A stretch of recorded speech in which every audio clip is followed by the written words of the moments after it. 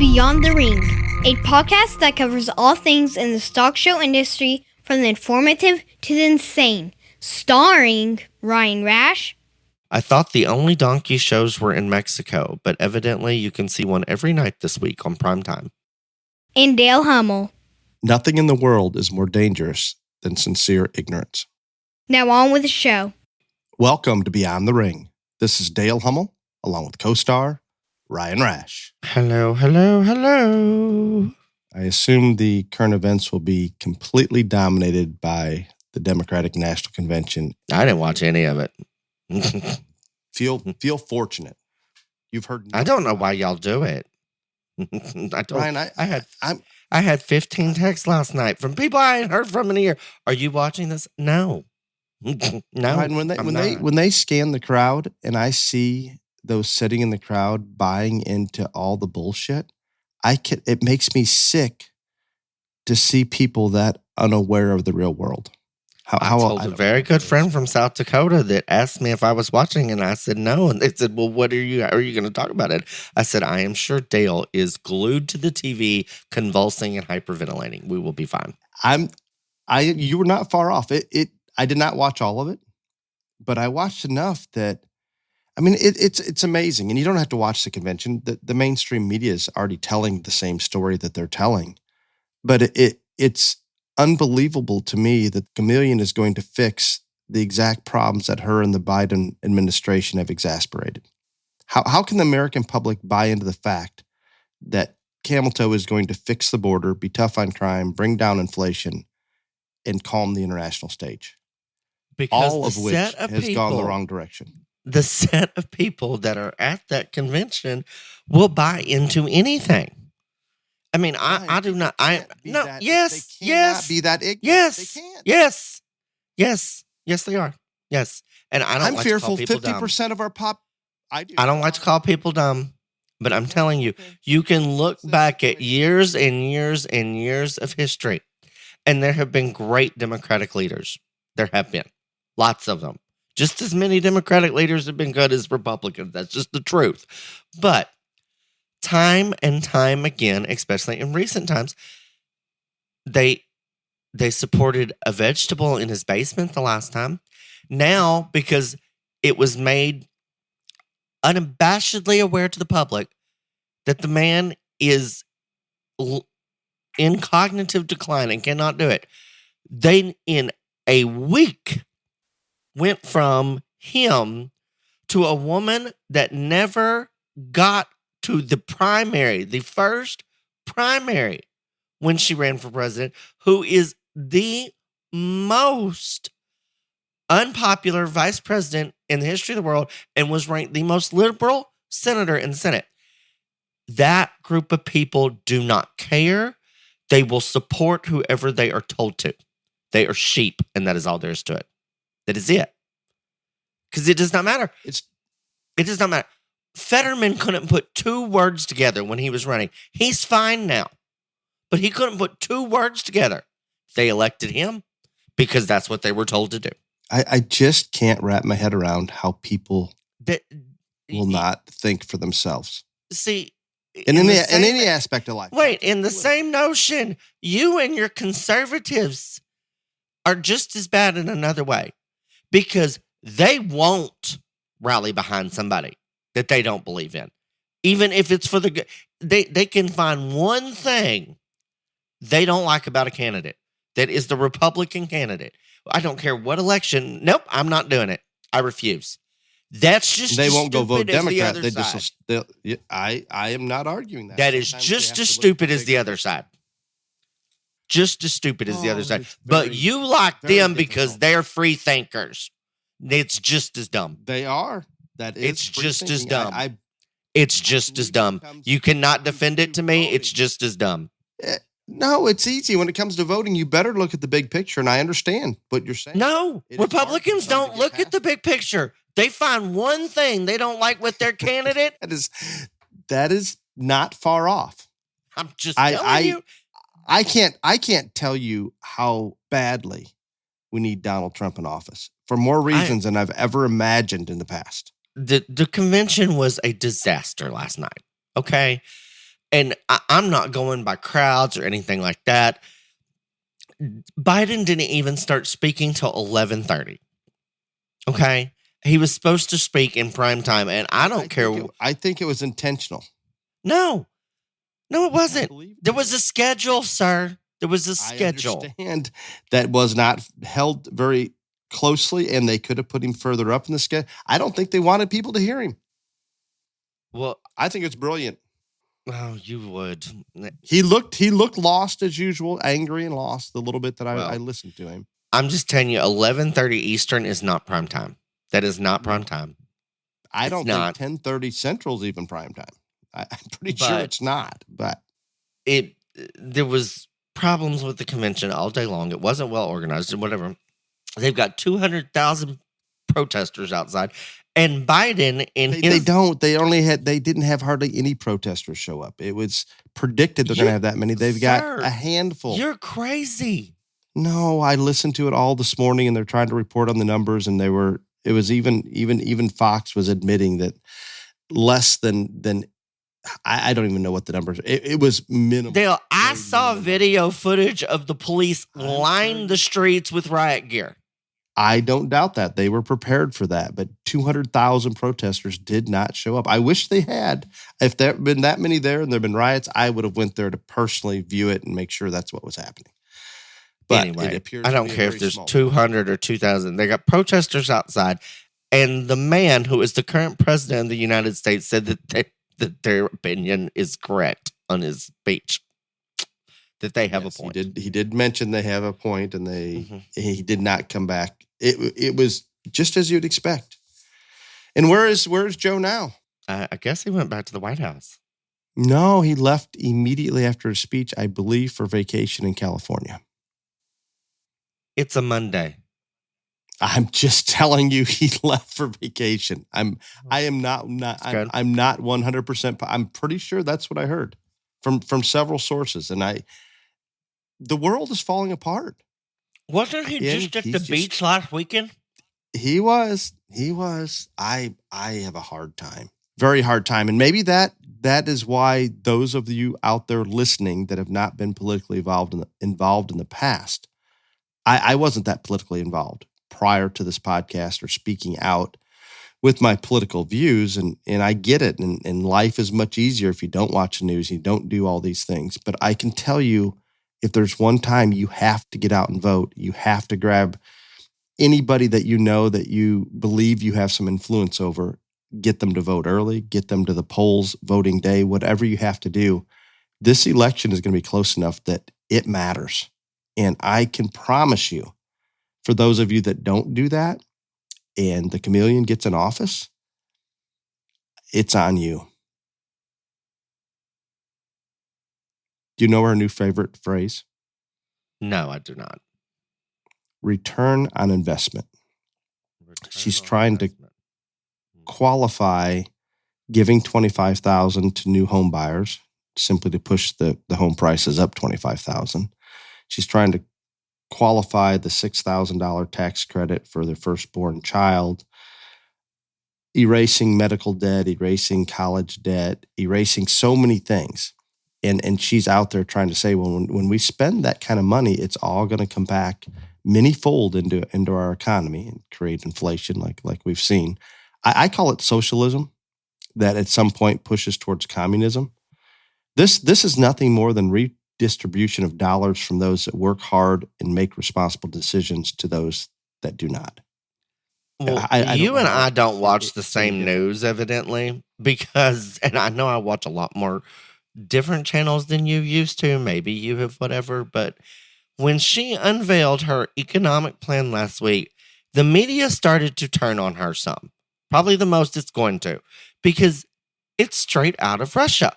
I mean, it's literally, we're going to be in bread lines. But the one thing that they all... I've not heard any of that. And the one thing that they also... She can't pass it. Now, that is the problem. She can't do it by executive order. And nobody is going to, in Congress or the Senate, is going to do this. This is just a ploy to get her elected. But And it comes back to the ignorance of the populace. They're going to buy into it. They don't understand that she can't get it through legislation. They don't understand this. And this I'm cannot going happen. to say again that the election is always decided by independents who are not stupid and they are well researched. Let's hope. Let's hope. You can't fix that group of people that you're worried about this week. They are going to do whatever they are told to do. I've told you they are sheep.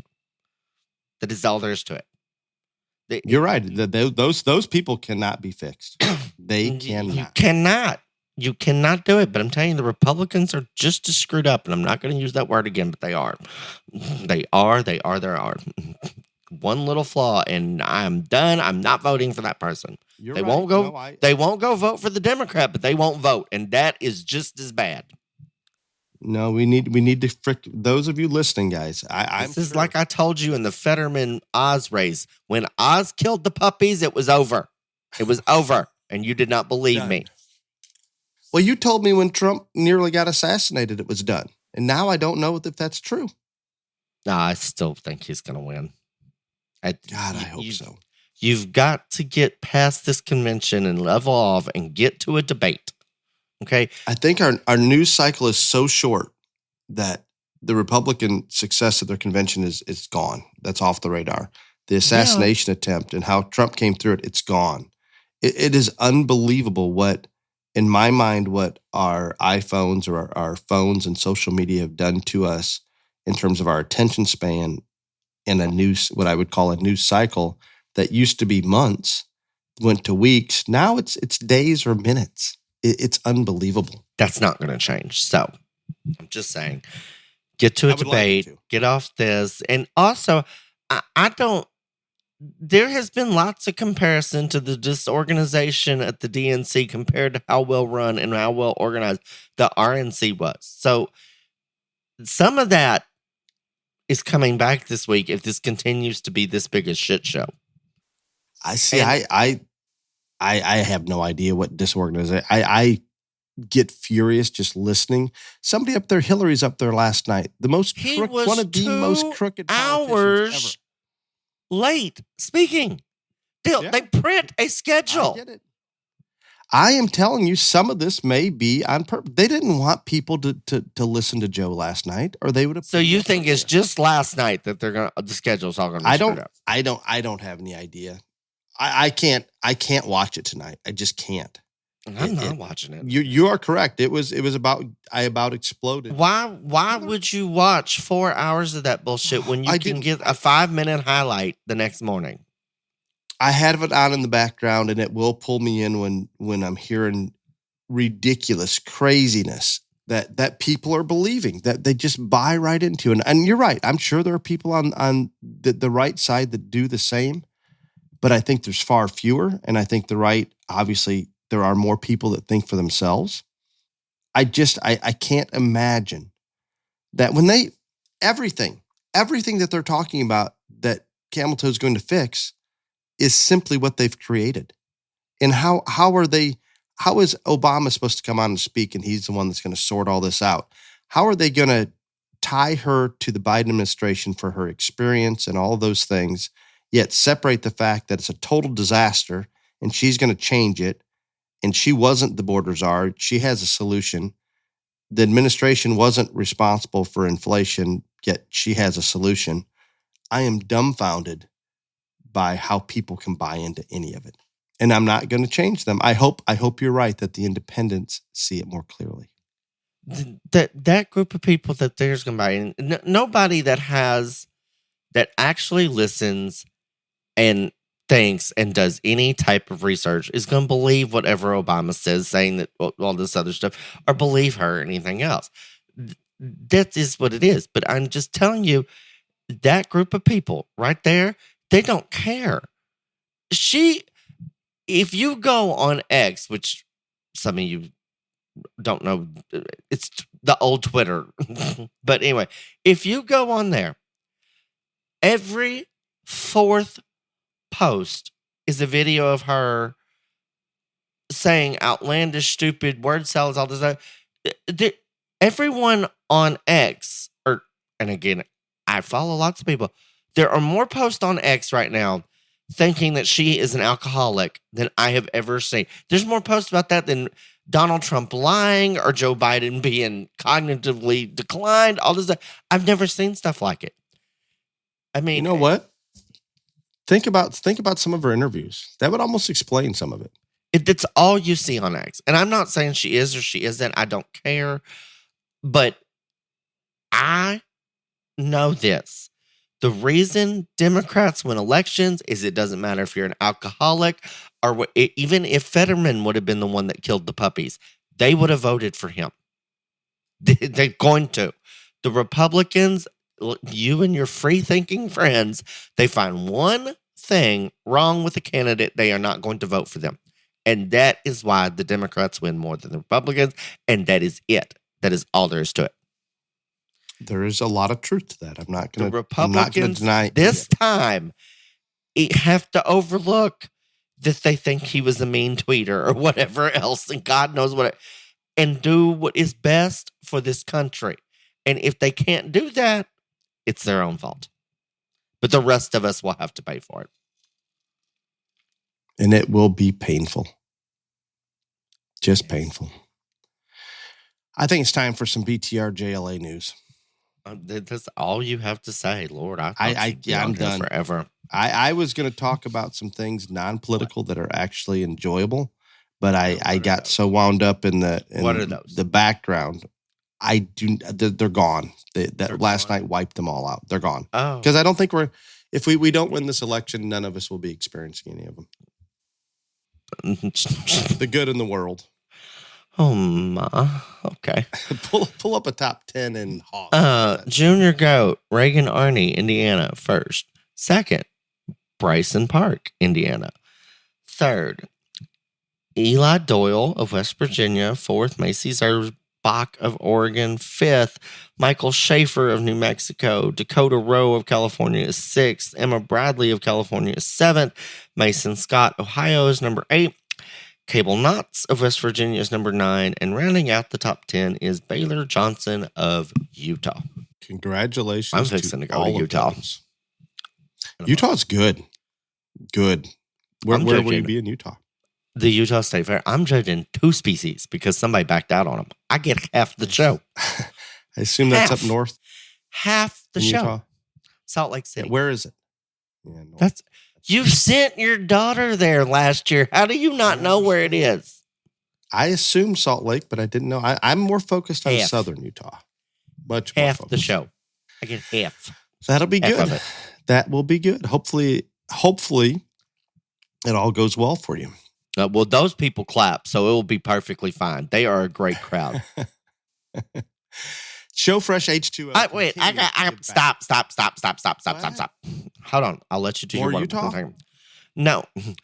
So last week we had this wonderful conversation, all this other stuff. There has been nothing, I don't think, in Beyond the Ring podcast history get more shares, more likes, more than all this other stuff. And if half of the people would have listened to it instead of just liked it because of the graphic, would the world be such a better place? But I can tell you they did not.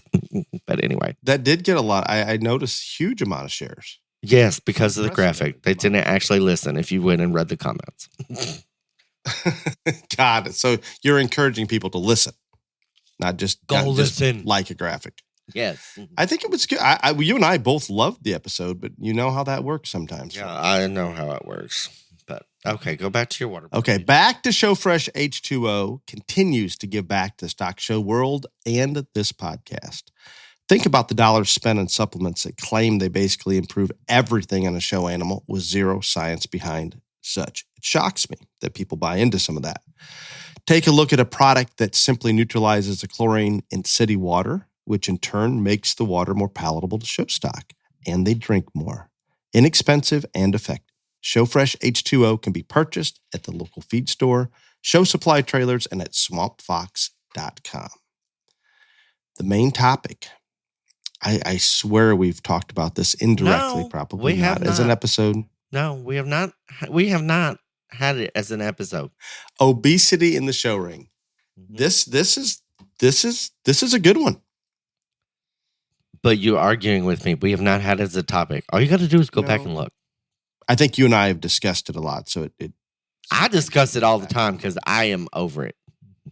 You're done. I'm the most over it. I'm very over it. Well, explain to us how bad it is. I just don't understand. And I think some of this goes with the old age nonsense. I think this kind of helps this deal because all the animals are older. So if you look at people, generally, the older you get, the more weight you put on, etc.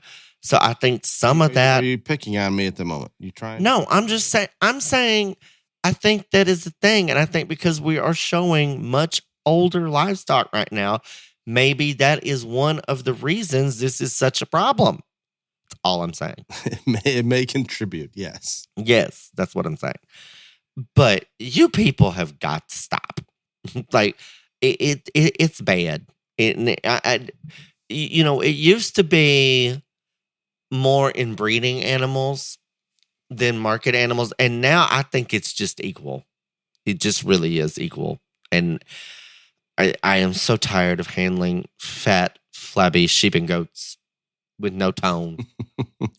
and then what's even worse is the ones that are hard, but when you actually handle them on the side, you still know, despite them being hard, they're still really, really fat. And so, yeah. Isn't that amazing? I mean, I have so many different directions that I can go on this. Well, good. And I'm going to start with your little directions going. I'm going to start off with the positive on the fat side. That there are fitters. I'm going to give it to you. Not that they're fat, but it's impressive to me over the years. And I'm going to say the past 10 years, just to use as an example.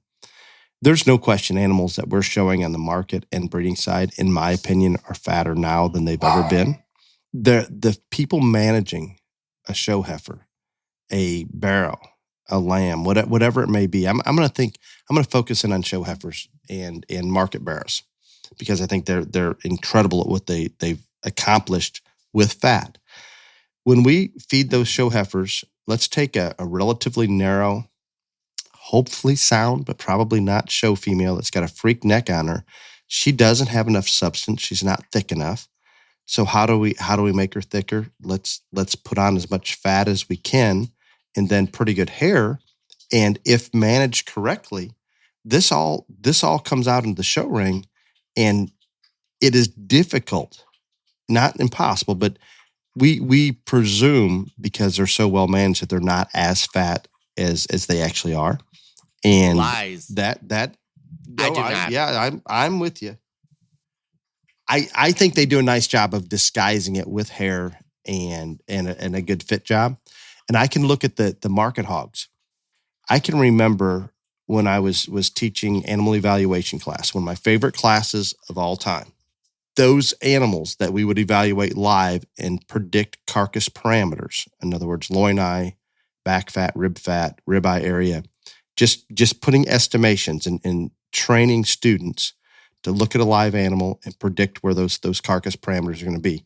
Over time, they could get fairly proficient at it. There's going to be an animal that will confuse you once in a while. But for the most part, if you look at enough of them live and you have the opportunity to go in the cooler and take those measurements and actually look at them in the cooler, we can start to read top shape. We can read that leanness or that muscular shape that animals have and start to put some correlation to numbers and parameters that we predict they will fall into. That used to be fairly simple, and we can apply that when we're out in the show ring. We look at a barrow's top and try to envision that loin laying on each side of the spine and just how much fat's covering that up. And when you've got an inch of fat over that loin on a hog, that's a lot. I mean, that's going to smooth everything out and take a lot of the definition away. And you can even go to an inch and a half of fat on a show hog. And if managed correctly, it's almost like they can shape that fat into whatever shape they want to make it read like muscle. It's incredible. And then you put some hair on it and condition that skin and hair and do a little bit of clipping. They do so many things by managing how much fat that animal has and then disguising it into making it into muscle. It's amazing to me. So when I was in the Champions Barn at Illinois, as Ryan would attest to, for way too long this past week or so, and looking at those barrows just in the Champions Barn, the Champion Reserve, Junior Show, and Land of Lincoln hogs, I know they're going to be processed at the University of Illinois. And just for curiosity's sake, I went ahead and put some visual estimates on it. And I will be wrong. And I even tried to adjust it, knowing it's a show hog and knowing it's been fed a little differently and knowing that we've managed to make it look like a big old muscular top, even though there's a lot of fat on there. So it'll be curious to see how that is. So to me, I compliment those that are really good at using fat to their advantage, whether they are using it in a breeding heifer to create more mass and width and give you that illusion that they're a little stouter, or to give you an incredibly wide top and a hog that still has some top shape. They're very, very talented and very good at it. With that said, Ryan, I'm so happy that you're complimenting people for this. Well, no, I am with you that we've got them too fat, and part of it's our own we self-induced. Okay, think about a lamb or a goat. When we talk about the point of their shoulder, back through their rack, top, loin, back into their hip, into their dock or tail. We want it to transition very smoothly. We talk about it all the time. Think about a bodybuilder up on stage. When Arnold in his old days of Mr. Universe or whatever, those bodybuilders, they have no subcutaneous fat on them, zero. They're obviously human skin is very thin compared to an animal skin. But if you get them up on stage flexing, you can see each and every single muscle group. And it's very well defined, isn't it? Is there anything smooth about it? No. Nothing. You can see all of those bulging. If we have a truly heavy muscled animal or muscular animal that doesn't have a lot of fat on it, that transition's not going to be ideal by any means because of the way the muscle lays on the skeleton, how it all hooks together, and then you add more mass to it. It's going to be everything but a smooth transition. I hear a lot of judges, and I will do it as well. If we get the jump muscle up on a goat right there at the top of the hip a little too high, it kind of screws up that look in the profile. But in all reality, it's an indication of an organically heavy muscled animal, in my opinion. So one way we can smooth all of these things out is by putting some fat on them. And that will certainly help in all of those transitions. If we don't put fat on them. Nothing to help this topic. Nothing at all. Okay. There's one other thing that's going to happen besides smoothing it out with fat is we can inject in a very precise manner in very specific places to try to blend it. We all of a sudden go from organic to the gray side or the black side or the dark side or whatever you want to call it. But those are the two ways: smooth it out with fat, maybe use some injectables to help those out, which obviously we're not going to promote that in any manner. But it's all part of it. We want this smooth, flawless look. Think about how fat the lambs are, Ryan. You and I talk about it all the time. Those lambs, if you get on top of them, you can read that they're fat, and maybe some people can't, but you personally take a lot of pride that you know where they're going to be before you put your hands on them. But because they are that fat, how smooth are they when they come out? I mean, there is no, you don't see any muscle transitions, do you? When you're looking down their top or anywhere. No, because you don't. fat has filled it in. But how can, okay, so like you just said something right there. Okay. When they walk in and you don't see any, how can you not know already that they are fat? Like, I don't get it. I agree. I do not. No, I'm with you completely. I think that smooth, flawless transition has become more of a priority, or they just don't get it. Though some of those evaluating them, and I'm not trying to be negative on judges or anything like that. And I talk about as well that we like certain things, but what we like visually sometimes is not based on what we probably should be doing. For example, Ryan, I talked about the jump muscle in the goat. Does it bother you when that jump muscle comes up? I would say that it depends on the severity, I guess. I mean, like, I agree. Some of them, if it's really obnoxious, then I'm probably going to call it out. But I would rather have that than one that's just fat I just cannot. Yeah. I mean, and in all reality, that jump muscle is nothing more than an indication of muscularity. So if you're talking about using more muscular animals in animals that have that kind of shape, that's part of it. We can't make that jump muscle disappear and expect that to be a muscular animal everywhere else. I guess like you just summed up why I get very frustrated with all this. So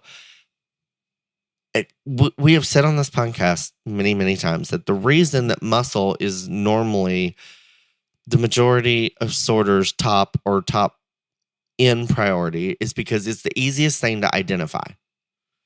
This one's stout, that one's not, all those other things. We've said, even if you're in the crowd, you're not actually in the ring, you can pick out the heaviest muscled one. Okay, so that's why it's so important to all these people. It is not my top priority. I have made that very clear. But for all these people that is their top priority, and then they're getting fooled into this bullshit because it's just wide and it's not muscular because these things are so fat. That's why I'm so annoyed. Does that make sense? That is the exact truth, and it's very simple. I don't know if everybody's comprehending. Because they're not only are they, I'm not going to say single, not only is it a huge priority, which people can see easier and understand, but they're being fooled to a certain degree.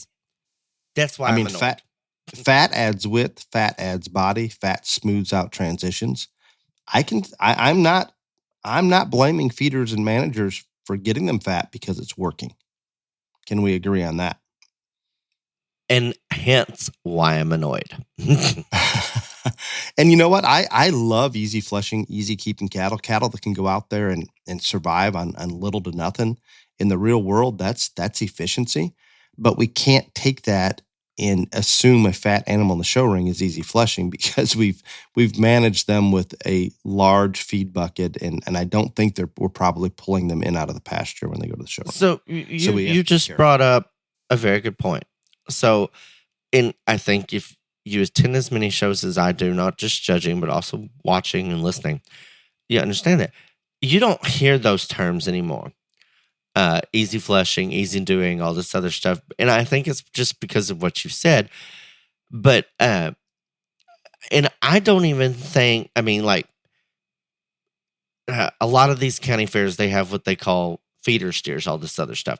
And so, I think they have to be at that age where you could even bring, this one would appear because of its rib shape or whatever, that it's going to be an easy feeding, easy fleshing one, whatever. Because after so many months on feed, they all look that way. So, because you don't hear those terms, and that's not a priority anymore because everybody gets them so fat. And you want to harp on the breeding heifers, and I get it. I understand. I'm with you. I 100%. You can't tell me that those sheep and those does aren't just as bad. I never even thought about the doe side of it, but the does are probably the worst. Yeah, they're probably worse than the breeding cattle. I mean, we can get those does so fat, and as long as they've got some hair on them, 90% of the time they're going to be called muscular and wide, and they are fat beyond belief. Well, I don't even know if you paid attention, but you were in Louisville when I judged the Weather Dam or whatever the hell they want to call it show, the doe show in Louisville, and I only talked the top 5 in each class, but I guarantee you on probably 3 of the 5 in every class, I was like, too fat, needs to be leaner. Or something along. And that's even on your top end. Right. Those were the top 5. Yep. And I literally ran out of terms on this is not fat. Yeah. So there you go. When I give guidance to people that whether they have our goats or somebody else's that they're getting ready for a show and they're going to show a weather dam or commercial doe, whatever you want to call it, and they've got decent hair on them and they're capable of fitting, I tell them just to feed because you're probably going to get along better being a little fat because you're going to get a pass on it. And you look stout, you're helping you look smooth. I'm encouraging this. I'm just telling you that is what is leading to some success in the show ring. I do not endorse it. I do not think it's right, but I cannot fault people for doing it because the judges are rewarding it. I am out here on this island by myself.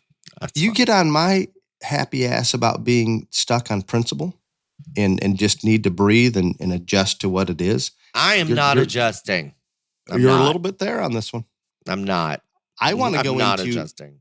I'm assuming you have not eaten a lot of lamb, probably some lamb. So funny story.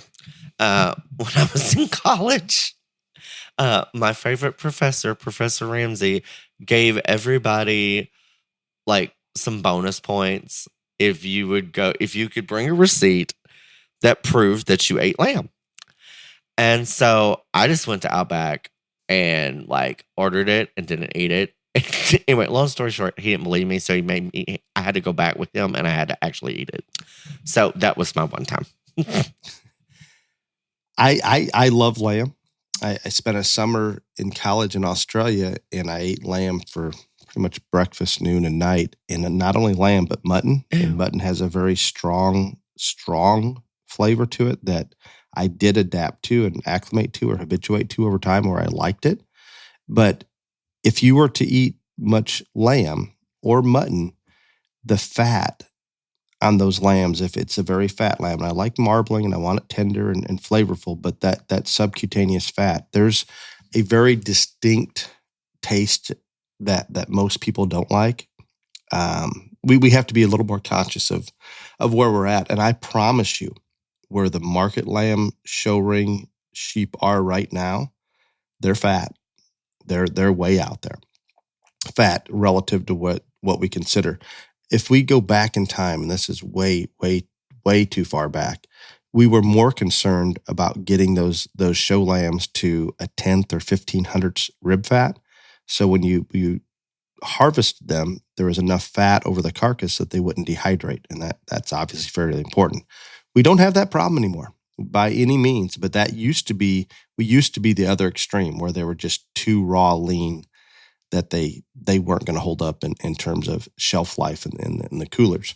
But we got to be careful. Fat does not taste good on most sheep by any means. And I have not eaten very much goat at all, but I'm going to assume a lot the same. And we've seen the pattern on market lambs getting fatter and fatter over the past probably 5 years, significantly more body fat. Goats are right now in the same thing. Where Ryan, you're complaining about does, just hold on. Give the market weathers another 2 years, and you're going to see them close to as fat as what the sheep are. Oh, they're moving that way very quickly. And again, why? Because it gives you the illusion of more mass, and it smooths all those transitions out and makes them seamless, just like we're talking about. And it's incredible how that helps. And then if they're not organically managed, they can even go another step further. And it's clearly, we've talked about it on the showmen out there bracing the lambs. They're not even being taught to brace hard from the standpoint that most judges don't need that firmer touch. It's okay to be a little soft as long as you're smooth. And I cannot. Well, maybe I think maybe we're old school and out of touch. What do you think? No, we should just accept soft fat. No, I'm not going to either. I'm not. And I don't. And I'm not trying to pick on people. I'm really not. But the farther north I judge, the worse this problem gets. I'm just gonna say. See, I don't know about that. Maybe it is. And you're out there looking at more of them than I am by any means. I'll look at the state fairs up here and the national shows, and then the Texas majors, and it's just different. I mean, to me, the majors are just, not that others aren't old, but they're older livestock. I don't know. I think they're probably too fat everywhere. Mm-hmm. It'll be interesting. I'm curious to see what some of the carcass results come back from those at the Illinois State Fair. And particularly, I don't know why I'm focusing on just the hogs. No, they sent a letter out. I don't think they're going to let exhibitors and families can come in and look at. Yes, they. I don't think they're going to let you. I'm going to go in. I will be there. Going to let you. I would not. They can't keep you in that champion's barn for over a week and not let you look at the carcass. I'm just telling you, I wouldn't let you. But so where do you see this fat thing going? Obviously, we have trends that change all the time, and I stated on here, one of the reasons I went to Argentina to source some Angus genetics is when I went to one of the junior nationals years ago, I saw a bunch of fat cattle that were truly light muscled, narrow and bad legged that I wanted to find some that weren't.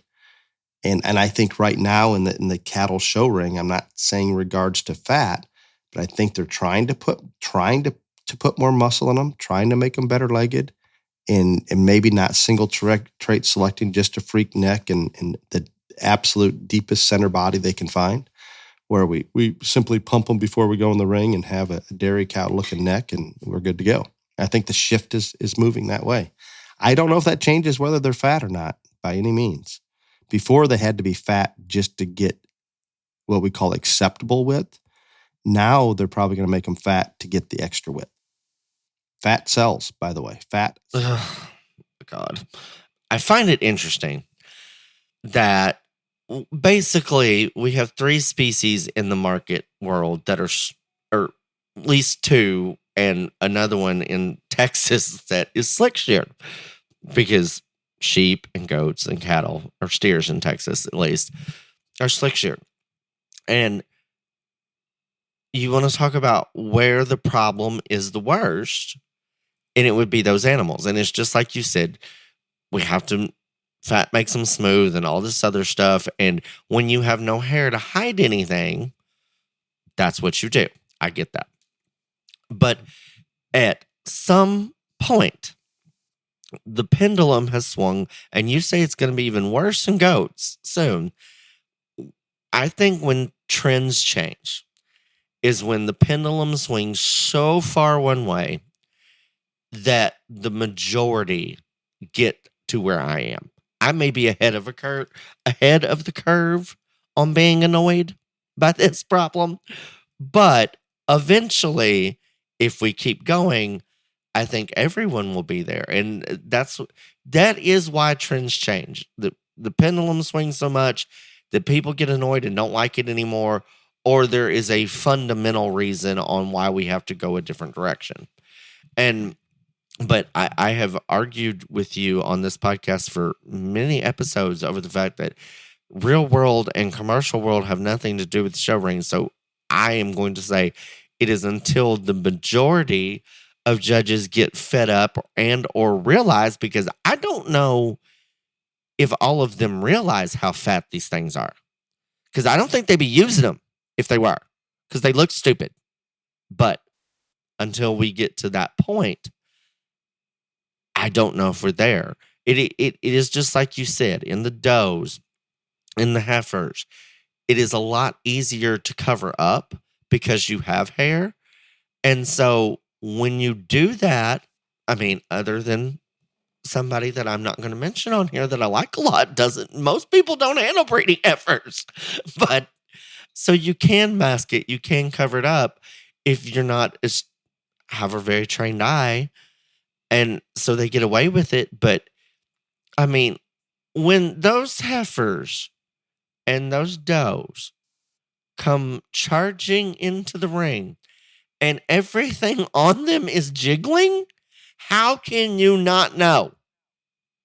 How? I just think that sometimes hair covers it just is. And I think you're right on the trends when enough people get fed up with it, but you're definitely, if this one's going to happen, you're definitely on the front end of it. No question whatsoever. So you brought up handling breeding heifers, and I in general do not handle breeding heifers. Do not do it. Have I handled a couple? I can't think of the last time that I would have. But if I have one come in that's well managed, but just as fat as you could ever imagine, I will go up and handle just to almost accentuate that. Wow, this thing is so fat. I'm just curious how fat she is by putting your hands on, and I kind of enjoy that, and I think it sends a signal that people we've gone a little too far here. So with that, there's you talked about the slick steers in Texas. There's no question those slick calves, to drop that flank even a little to make things a little smoother, that's pretty much when you don't have hair, you have to use fat to do it. I think that's an absolute, there's no real arguing that. So I would also assume because we're trying to smooth them out, most of the slick steers are probably fatter than what the hair steers are. And if I'm going to complement one species, I'm going to go to the market side, the show steers on cattle. I'm not saying they're not fat and they're not doing a great job of managing that fat to get the look they want. But would you agree, Ryan? They don't seem to have taken it as far as some of the other animals hitting. I think they're definitely the leanest of the four species. I don't. They're closer to where I consider very acceptable than others. I also find this funny. Like if we were going to rank them in market and breeding, I think it would be different. But in market, I would say steers are the leanest, then probably hogs, and then I don't know. It's goats and then sheep. I don't know. Dogfight.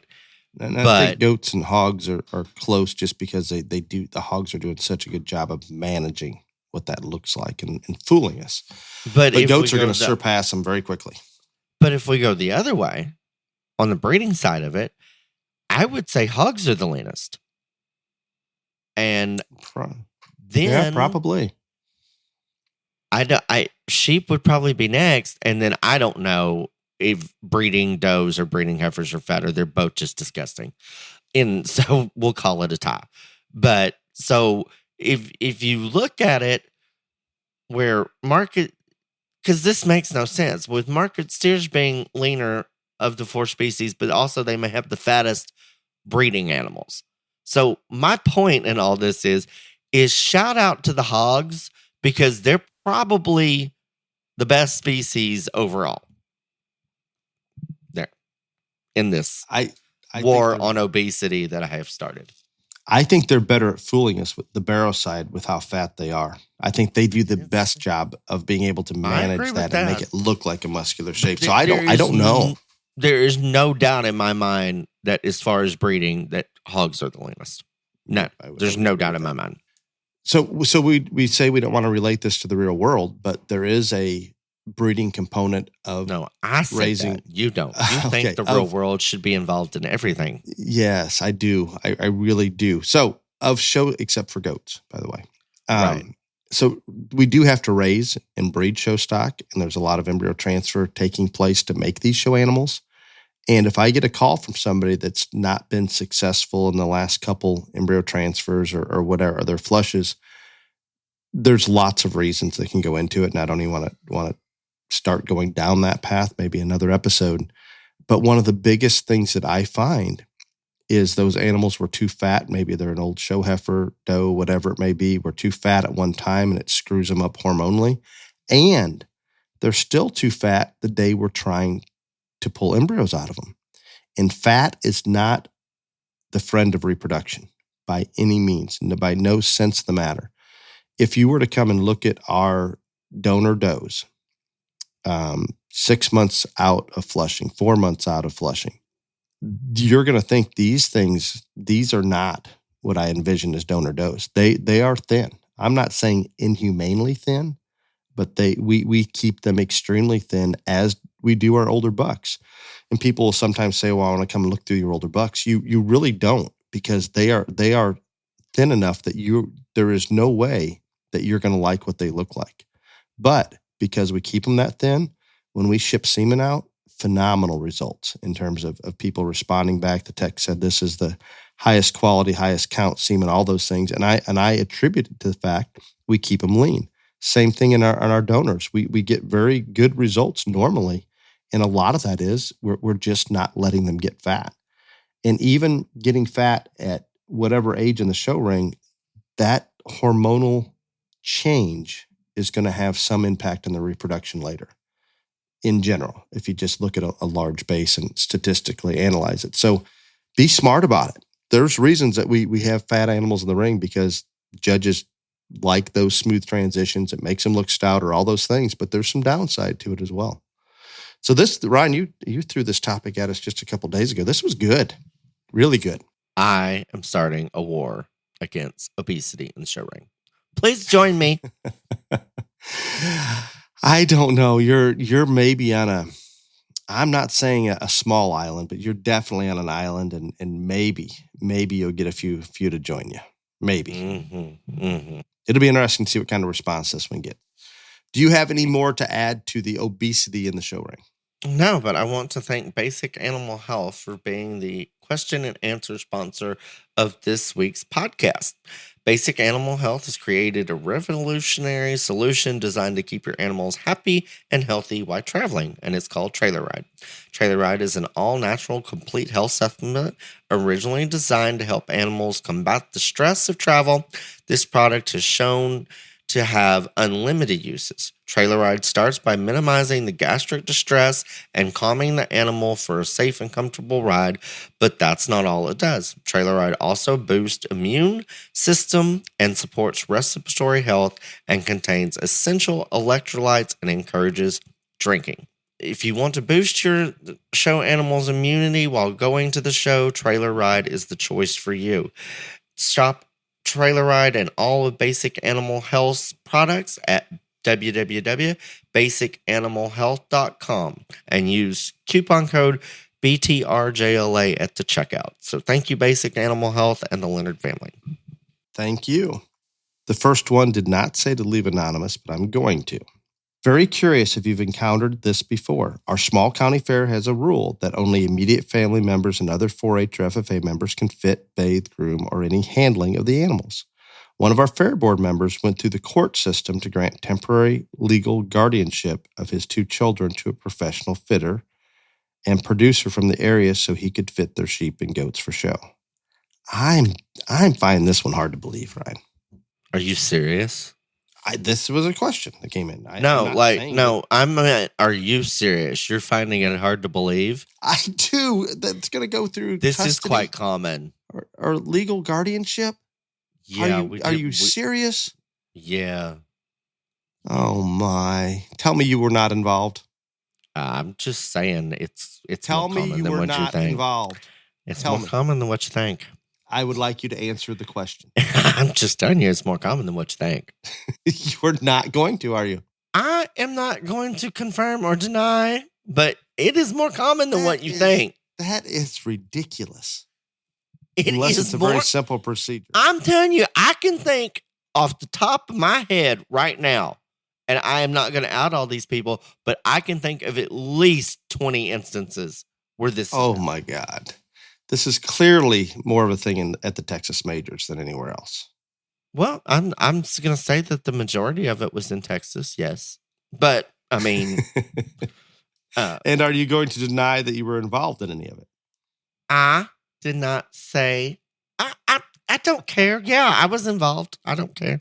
It doesn't bother me. Were you under somebody else's care, or were you the legal guardian? I could have been both. Okay. You're not a great fitter. You wouldn't be the other. You would have had fitters as your guardian. Okay, whatever you think. I'm telling you, this is more common, and I can say this because they took the rule out. But National Western used to have a family only rule, and a lot of people there have been people that have been put in legal guardian roles just for that show. Don't believe me? I can give you proof. Family only in the goat barn. They did. Nope, they did it last way with year. It this year. Still family only. Yeah. Yes, this year new rules came out. That's good. It was all over social media. Where were you? I'm not a Jesus Christ, Dale. I am not there.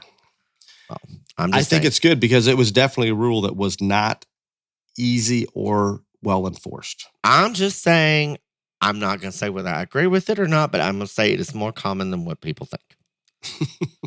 Well, I wasn't expecting. Do what you have to do to win, okay? Do not do that. Don't go that. This is out of line, ridiculous, crazy. Yeah, do not go that path. Let's just let the shows leave it open. That way they don't have to. Okay. My son enjoys watching other showmen and learning from them during shows and asking lots of questions. This year, while watching, there were things he noticed. Lots of deep whip marks on pigs, people on the rails with sprayers yelling at the showman to slow down, you're going to kill them. This led to my son not driving his pigs like he knows how to because he was scared of hurting his pig or even killing it. How do you keep these negative comments from ruining your kids' experience at shows? That's a lot. I've never heard the killing the pig part. I guess I have never heard someone from the side of the show ring say you're going to kill your pig.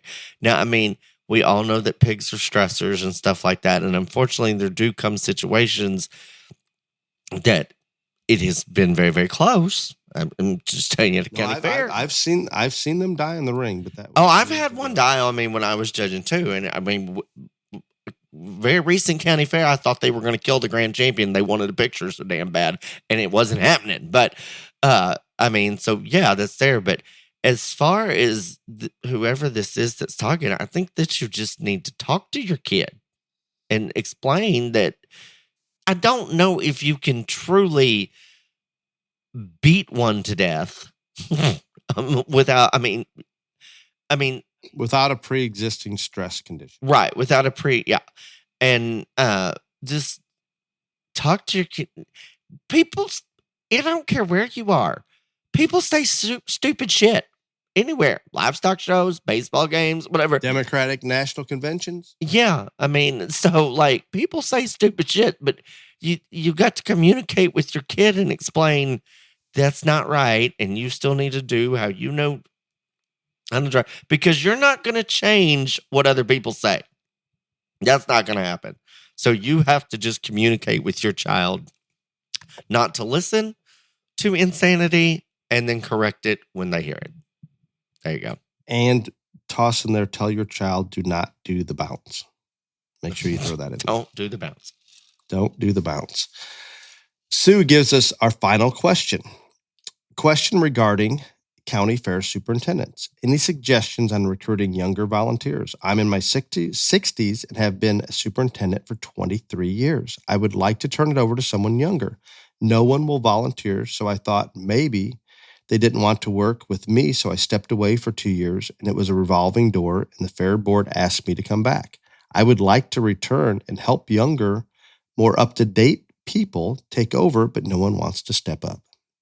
Well, God bless you, Sue. Or was that the person's name? Sue. But, yep, Sue. I think that's hard question to answer, because especially in this situation, she took herself out of the equation and it still didn't work. And so I guess for me, if I was you, I would go and just around and ask, are you interested in this? Is this something that, and you know, I'm not saying to look to the successful people or to the non-successful people, but try to find the people that have a good rapport with more people in the county than not. I think that's probably your first step.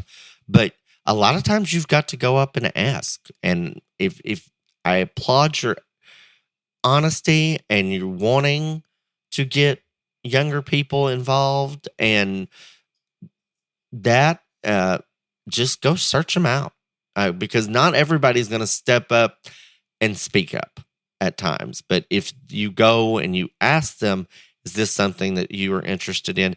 Maybe they had no idea that that was something that they had even been looked at for or considered. And once you talk to them, they will. Yeah, that hopefully. But Sue, I'm with Ryan. Thank you for doing what you're doing. And you're aware that maybe there are younger people that have new ideas, but it doesn't appear as though they're at your county and wanting to step up. So that's a tough one, Ryan. Very, very challenging. Well, Ryan, thank you for your time. This was a shorter episode, but I think I enjoyed it. And again, anyone who would like to enlist with me in the war against obese show animals, please contact me. I will send you weapons. Thank you. Until next week, be safe. Y'all come back now, you hear?